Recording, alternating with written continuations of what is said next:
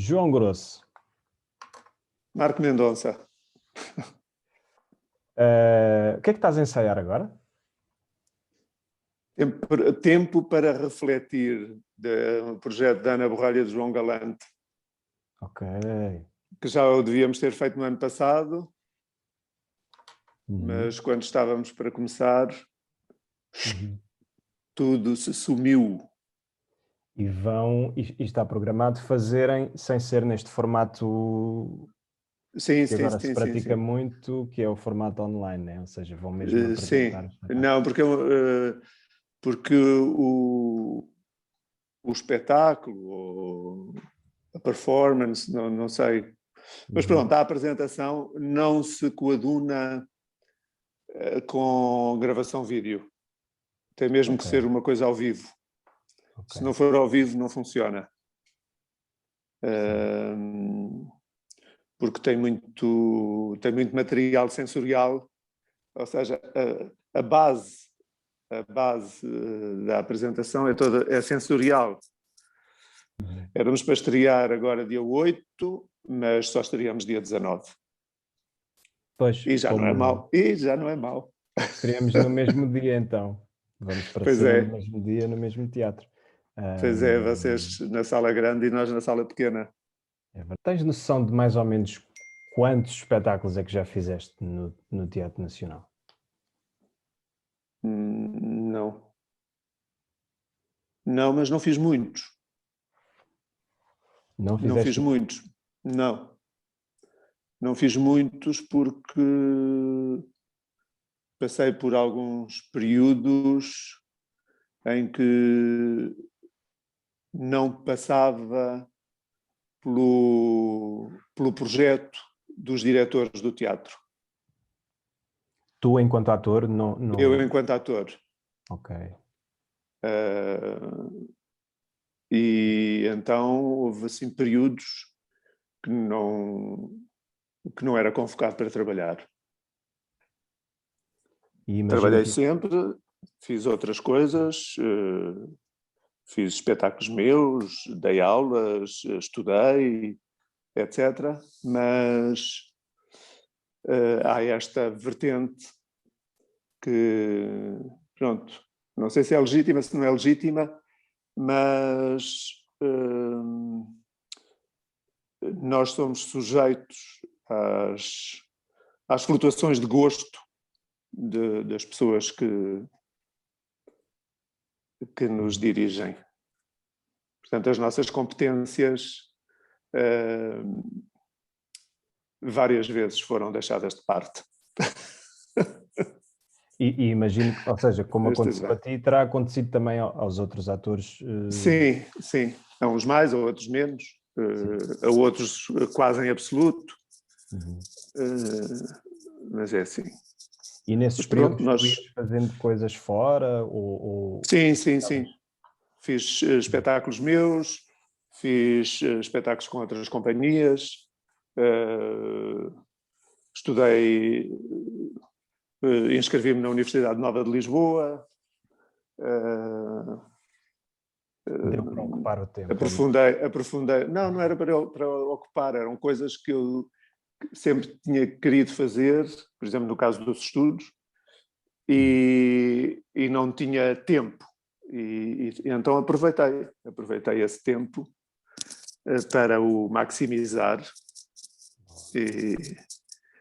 e para avançar. Mas pronto. Mas o primeiro espetáculo que eu fiz no Dona Maria não foi um espetáculo do Dona Maria, foi um espetáculo meu. Mesmo sim, eu era um jovenzinho, espigado das canelas, e tinha saído do conservatório há relativamente pouco tempo, mas antes do conservatório eu já tinha tido uma companhia que tinha formado com algumas outras pessoas, que depois tinha arrebentado, não por questões estéticas nem por questões de trabalho, mas por questões sociais.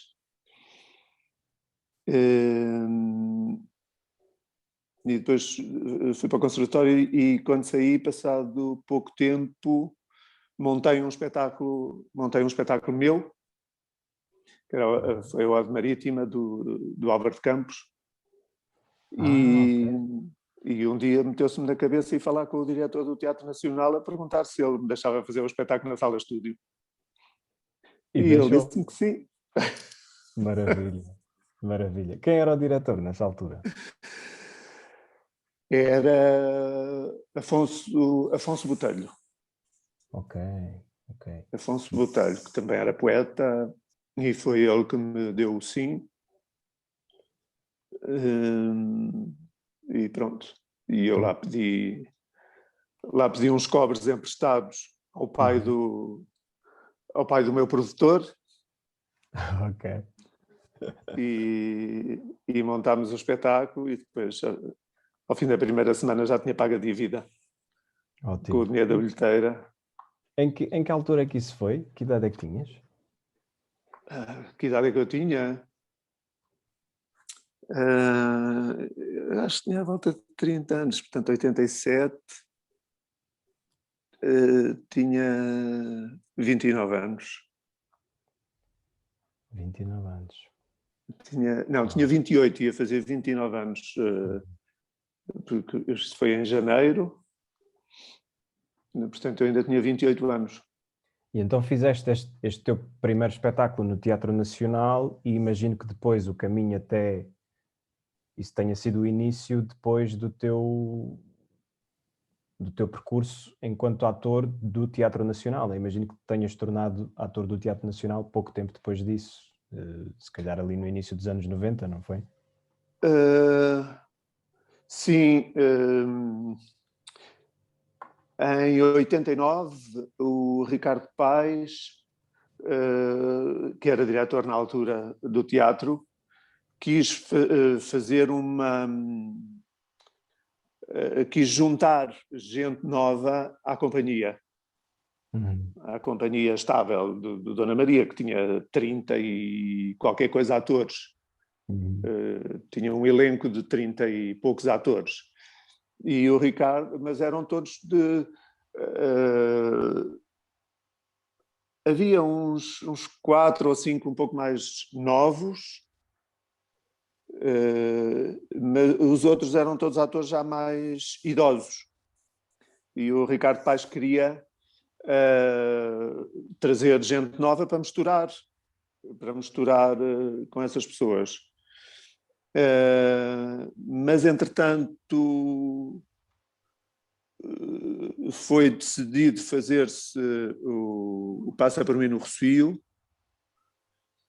e não era a minha expectativa na altura. Okay. E depois, em 93, para o final de 93, o Ricardo Paes voltou a convidar-me para eu participar num espetáculo dele, que era um espetáculo para Lisboa, capital da cultura. Foi em 94. Nós começámos a ensaiar aquilo no final de 93. E aí é que eu entrei e fiquei. Fui ficando primeiro a Recibos Verdes e depois, passado uns 7 anos, não, uns 5, 6 anos, é que me passaram para o quadro de atores. E tu, como é que tu entraste para o Teatro Nacional? Nem me lembro. Pois, na verdade, pá, eu sei que, sei lá, não foi assim há tanto tempo, mas já parece que foi há bastante tempo. Agora também com a pandemia parece que o tempo ganhou Sim. outra forma, outra maneira de, de- de estar presente na nossa consciência. Foi há 5 anos, 6 anos? Foi, foi há 6 anos, 6 anos. vai fazer 6 anos este verão. E Pois. pronto, foi o primeiro ano foi o primeiro ano nesta nova lógica de estagiários, né? Ou seja, já havia estagiários antes, já tinha havido estagiários antes, mas com a entrada do Tiago no Teatro Nacional, nós fomos informados no conservatório, no STC, eu estava no meu último ano, fomos informados de que ia haver uma seleção de 6 alunos finalistas para integrarem o elenco de estagiários do Teatro Nacional e integrar produções desse mesmo ano, ou seja, começar a meio de 2015 e acabar a meio de 2016. Eu tive a sorte de ser um dos 6 escolhidos e nós conhecemos-nos numa primeira leitura das tragédias que o Tiago Rodrigues ia depois adaptar para... Eu acho que foi aí que nós nos conhecemos. Pois foi, na sala, no Camarim 16. No Camarim 16, exatamente. onde já tantas peças se ensaiaram e prepararam. Mas sim, lembro-me de nós estarmos a ler todos à volta de uma mesa, né? Eu lembro-me de estar muito entusiasmado por, de repente, poder trabalhar com Miguel Borges, com Isabela Abreu, com a Flávia Guzmão, que também lá estava, e eu lembro-me que eu já tinha ouvido falar muito do elenco do Teatro Nacional, ou seja, dos atores do Teatro Nacional. Já tinha ouvido histórias de espetáculos míticos e de personagens muito icónicas do João Grosso, do Manel Coelho, do José Neves, da Paula Mora, mas nunca vos tinha visto, ou seja, não vos conhecia, ou pelo menos também como eu via teatro há tão pouco tempo, eu sentia que eu não tinha a certeza de quem vocês eram e de qual era a vossa função ali no teatro, e também não tinha percebido logo que vocês já eram atores do Teatro Nacional há muitos anos, e foi muito... E acabou por ser uma experiência muito, muito boa conhecer-vos a todos, e depois ainda fizemos algumas coisas juntos. Foi muito fixe. Fizemos uma bela turnê pelo Alto Minho. Uma maravilhosa turnê pelo Alto Minho. Há assim coisas que volta e meia me vou lembrando dessa altura e foi mesmo maravilhoso. Já a temporada no Nacional também foi assim muito intensa, né? Eu lembro-me que fazias de meu pai, e isso para mim também foi assim uma alegria muito grande. De repente o João Grosso ia fazer de meu pai. E foi muito divertido. Lembro-me das peripécias todas com a malta divertida das comédias do Minho. Lembro-me da comida maravilhosa, das nossas idas lá acima, das peripécias que aconteciam no espetáculo, porque nós quando fomos aos vários municípios, né, fazíamos sempre espetáculos em sítios diferentes, nunca sabíamos bem qual era o sítio. Sim, nunca fazíamos em teatros, não é? Fazíamos sempre em espaços diversos.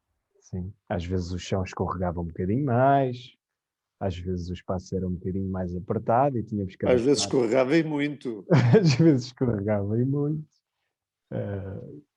Lembro, lá está. Houve assim uns bate-cus. Houve quedas valentes, sim. Há uma cena que eu tenho dessa turnê. Já não me lembro em que terra é que foi o espetáculo. Mas eu, como te lembras, eu fazia o rei muçulmano. Exatamente. Não é? Assim como tu também fazias um príncipe muçulmano. Exato. E as pessoas, durante esse confronto cristãos-muçulmanos, as pessoas ficavam assim um bocadinho na expectativa. E no final da peça, quando a minha personagem foi presa e me queriam obrigar a converter-me ao cristianismo, o senhor idoso que estava ao meu lado agarrou-me no braço e disse: não faça isso.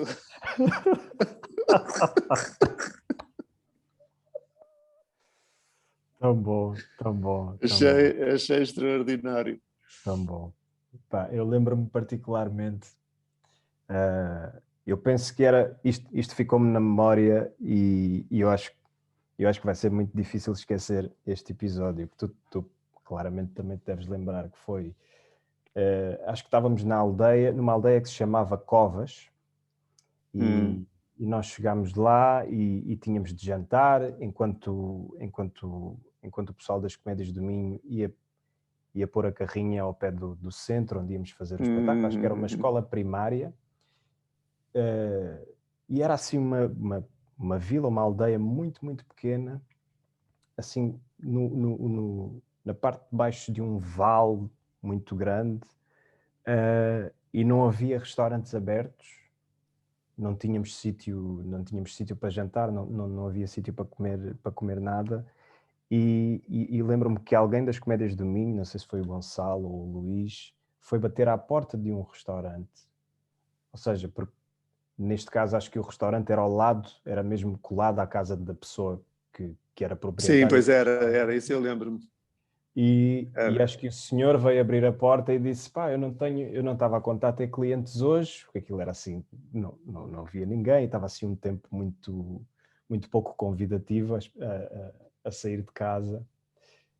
E o senhor disse: pá, eu não tenho nada preparado, não tinha aqui, não estava a contar ter clientes, mas eu sou capaz de desenrascar aqui qualquer coisa, faço assim uns grelhados de última hora, faço um arroz de grelos, vocês gostam de arroz de grelos, não sei o quê.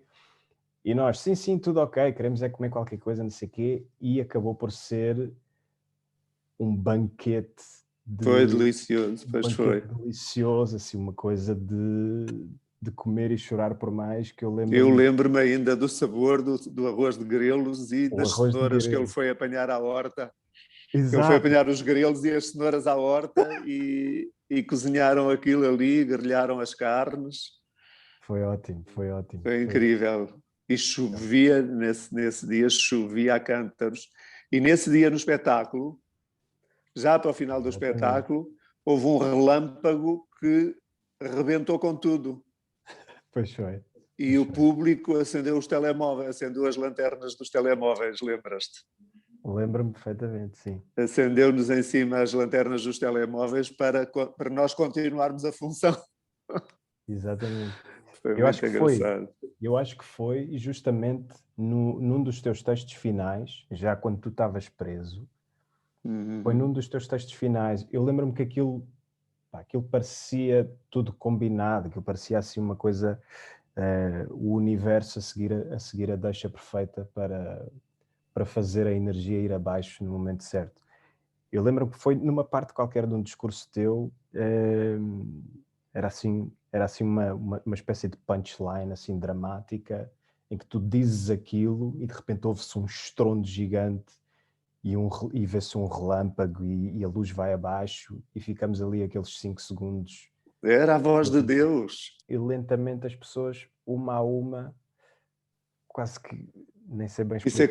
Isso é que foi muito bonito, essa aparição dos Exato. pequenos focos em cima de Sim. nós foi extraordinário, foi uma sensação extraordinária.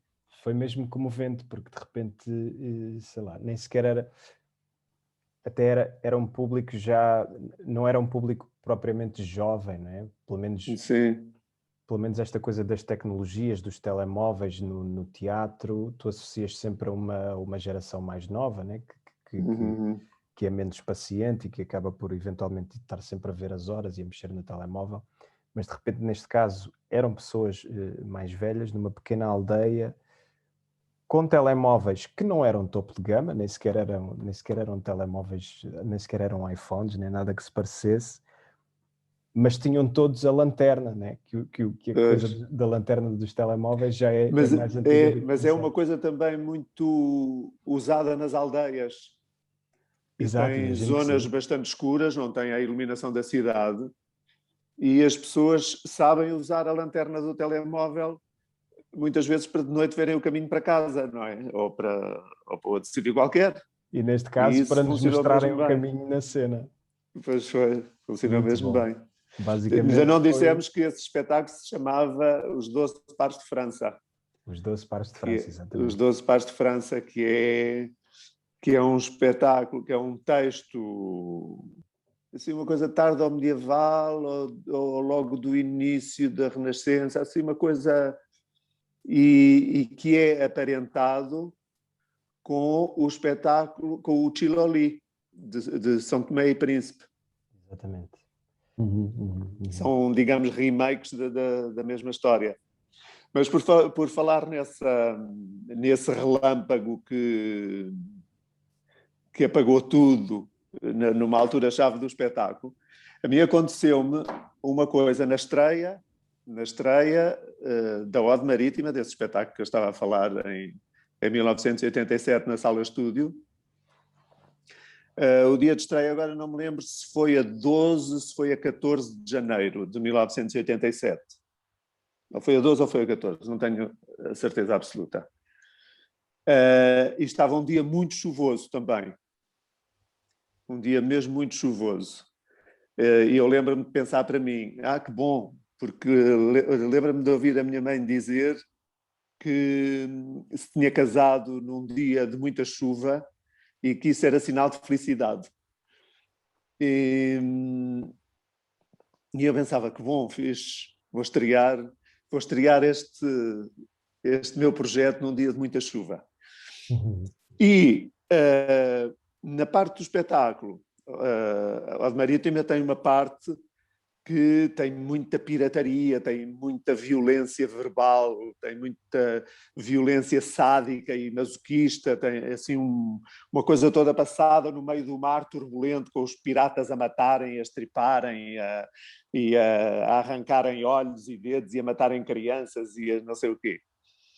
E no meio disso tudo há uma ventania ali pelo Rocio e pelo Lar Dom João da Câmara que escancarou as portas do átrio de Dona Maria, subiu as escadarias, escancarou as portas da sala estúdio e levantou as cortinas todas. Foi mesmo assim. Uau! Uau! Foi mesmo incrível. E depois, no mesmo espetáculo, portanto, esta coisa desse golpe de vento que entrou por ali adentro, que foi uma coisa... Quando eu sentia as portas da sala estúdio a fazerem... Brum! E as cortinas a levantarem todas, fiquei assim naquela, pronto, estava no meio do mar, estava no meio dos piratas, na verdade. E depois aconteceu outra coisa, mas que me foi relatada, que eu não vi, que foi no final do espetáculo, e provavelmente por causa de incidências da luz e não sei o quê, os meus olhos ficaram azuis. Os meus olhos, que são castanhos avelã, ficaram azuis. Uau! Assim, uma coisa... E não tinha filtros nos projetores, não tinha nada. Foi qualquer coisa da impressão da luz nos bastonetes ou nas pupilas ou qualquer coisa que teve Criou uma uma ilusão tonalidade óptica, diferente. E eu ainda fico muitas vezes a pensar, será que por trás da cor dos meus olhos está outra cor? Porque eu tenho irmãs que têm os olhos absolutamente azuis. A sério? Sim. Ok. E assim, será que com a luz certa... os olhos azuis estão aqui por trás dos meus olhos castanhos? Uau, que maravilha. Foi Como é que era, muito como é que engraçado. era, como é que era a sala estúdio nessa altura? Era como é agora? Não. Eu ouvi A dizer que sala tinha uma estúdio espécie de varanda à volta, na parte de tinha uma cima, não é? varanda. Essa varanda desapareceu há muito pouco tempo, há relativamente pouco tempo. Mas quando a varanda desapareceu, já a própria sala estava estruturada de uma outra maneira. Já tinha uma bancada, já tinha um palco, porque a sala estúdio era uma arena. A sala de estúdio tinha 4 frentes de público. Ok. Tinha tipo 4 plateiazinhas de 2 ou 3 filas, não sei, eu creio que eram de 2 filas. Uhum. E já havia o espaço dos camarins? Ou esse espaço também era área? Havia o espaço dos camarins. Havia o espaço dos camarins e havia a cena, era a parte, o espaço cênico era um quadrado e 4 frentes de público. Okay. Eu usei só 2. Eu usei 2 frentes de público. Mas a sala era assim. Sim. Mas nessa altura, portanto, desde 78 até 90 e qualquer coisa, não se chamava sala de estúdio, chamava-se sala experimental. Ok. Que tem outra carga. E qual era, e por ter esse nome, sentias que a programação dessa sala também era mais experimental na altura? Era. Era o espaço para criadores emergentes, imagino eu, como tu também foste? Não só Ok. havia, mas era para projetos que não seguiam as normas de uma sala italiana. Uhum. Não E é? não era necessariamente teatro de repertório também, não é? Se calhar Sim, textos originais, também, mais textos sim, originais, se calhar. sim. Houve textos originais, coisas que já pertenciam, coisas já escritas há muitas décadas, mas que, de certa maneira, eram consideradas irrepresentáveis ou que não eram peças de chamamento de público, ou não sei o quê, Sim. e acabavam por ser feitas como... Por exemplo, eu lembro-me do Marinheiro, também, do Fernando Pessoa. Não eram peças para grande público, quer dizer, achava-se. Sim. Porque eu cheguei a fazer a Ode Marítima no Festival da Almada para 1.100 pessoas. Exato. Portanto, mas achava-se que eram coisas mais para amantes do teatro, para pessoas mais especializadas, para um público mais atento e mais especializado, que se faziam na sala experimental. E depois começou-se a fazer também no Salão Nobre, para haver mais diversidade e mais chamamento de público e etc. E tu onde é que estreaste a tua primeira peça, Marco?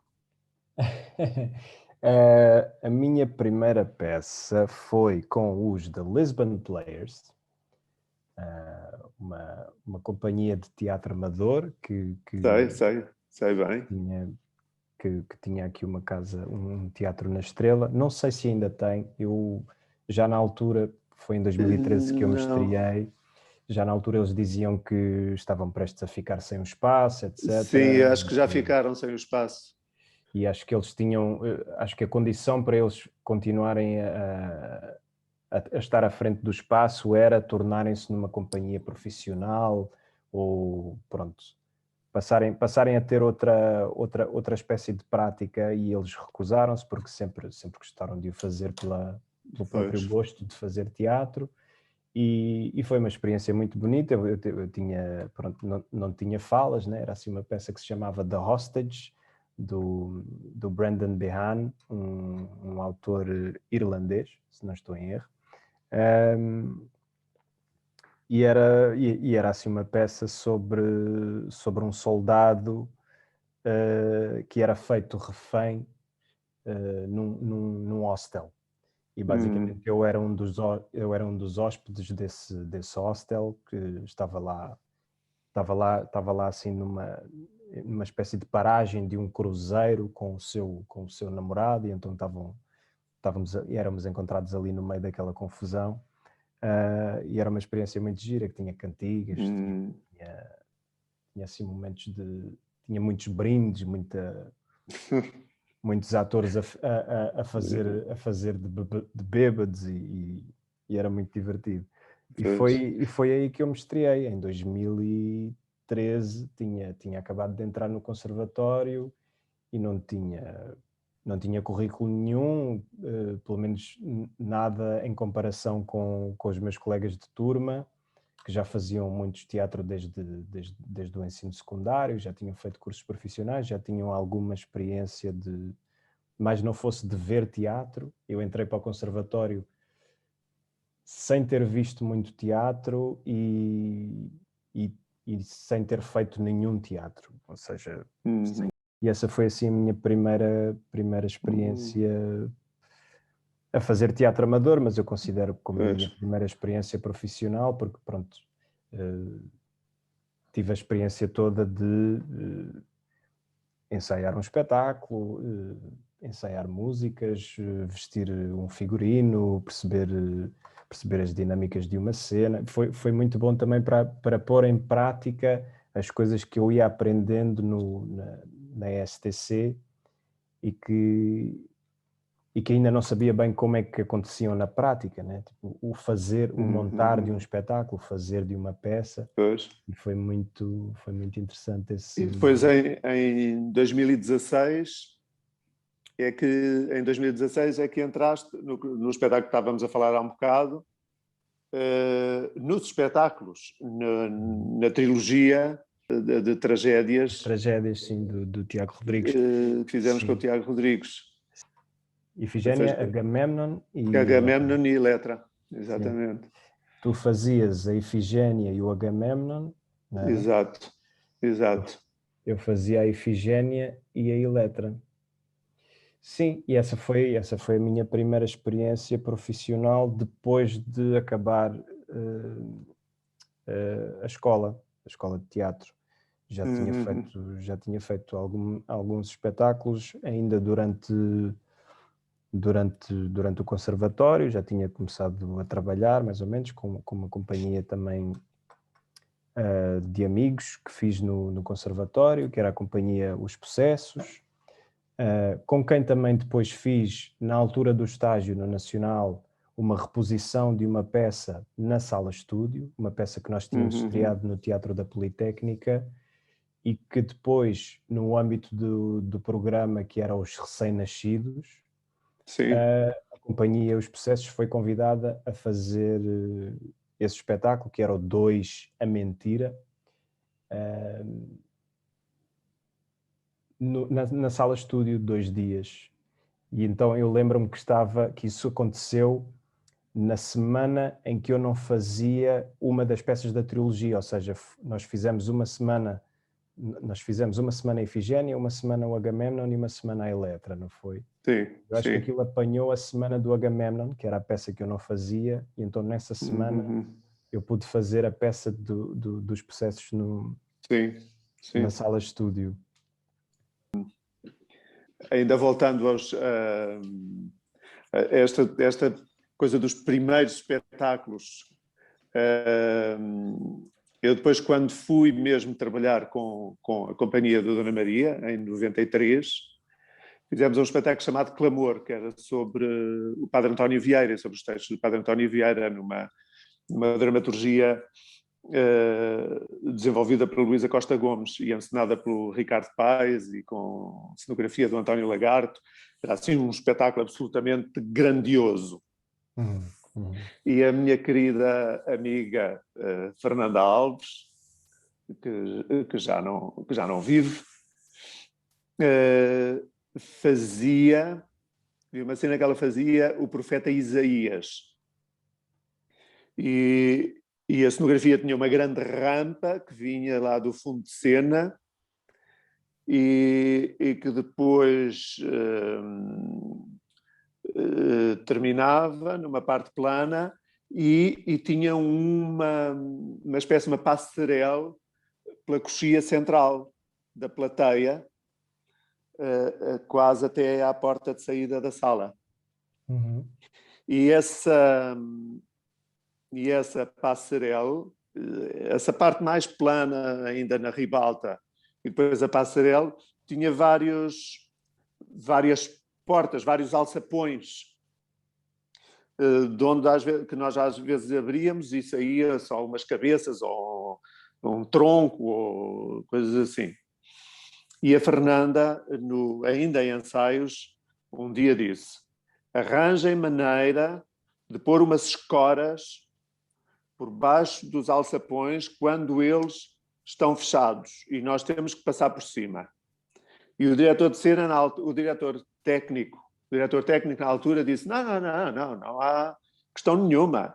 Os alçapões têm uns fechos absolutamente seguros, não há problema nenhum.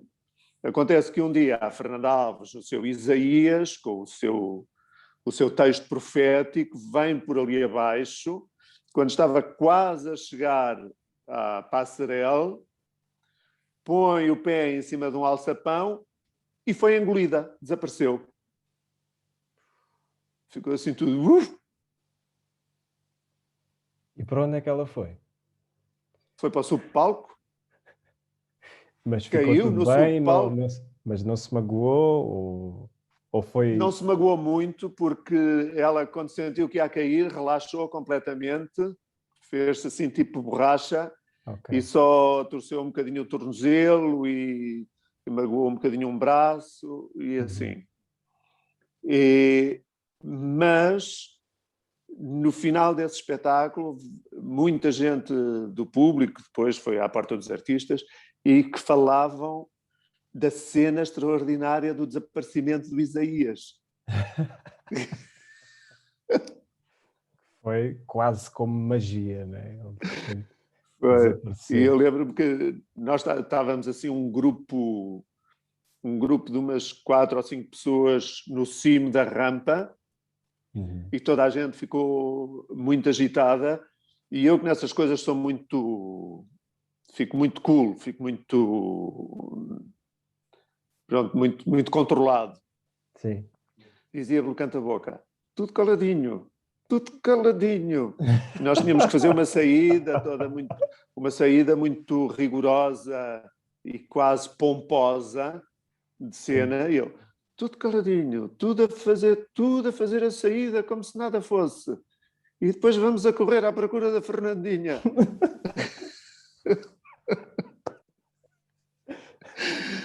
E lá saímos todos por ali fora, todos muito ordenadinhos, e depois quando chegou a bastidores, já estava tudo doido, tudo à toa, o que é que teria acontecido.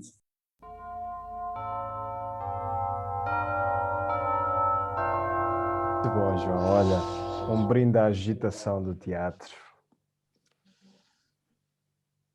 À nossa. E à tua. E ao teatro. Em geral. E muita merda para o que aí vem. E que dias mais desafogados nos apareçam. É verdade.